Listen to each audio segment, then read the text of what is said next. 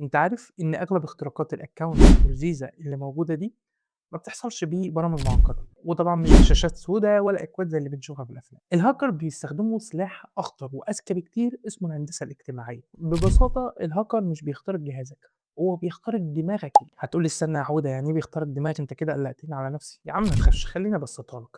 تخيل إن في واحد خبط على باب بيتك ولابس اليونيفورم بتاع موظف البنك بتاعك بالضبط، وطلب طبعًا منك بياناتك عشان يحل مشكلة طارئة موجودة في حسابك. طبعًا أنت تدّيها له بكل ثقة، ده لابس موظف بنك يا عم. هو ما كسرش الباب، هو خلّاك تفتحه أنت بنفسك. هو ده اللي بيحصل في حاجة اسمها الاصطياد الإلكتروني. الattacker بيبعت لك رسالة أو ميل شكله نسخة طبق الأصل من اللي بيبعته البنك بتاعك، وطبعًا بيلعب عليك ويخوّفك ويقول لك إن حسابك هيتقفل خلال 24 ساعة لو ما أكدتش البيانات بتاعتك أو حدّثتها. طبعًا بما إن حضرتك ممكن ما تكونش فاهم الوضع، فبتخاف وتوتر وتدوس على اللينك، وطبعًا تكتب الpassword بتاعك بإيدك في صفحة مزيفة. الصفحة دي هو اللي مصممها، وبتكون نسخة طبق الأصل من الصفحة بتاعة البنك. كده الpassword بتاع حضرتك راح هناك عند الattacker.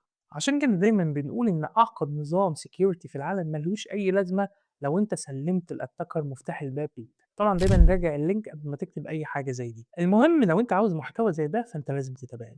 وبمناسبة الcyber security فأنا إن شاء الله هانزّل عليه على القناة بتاعتي سلسلة عن الcyber security.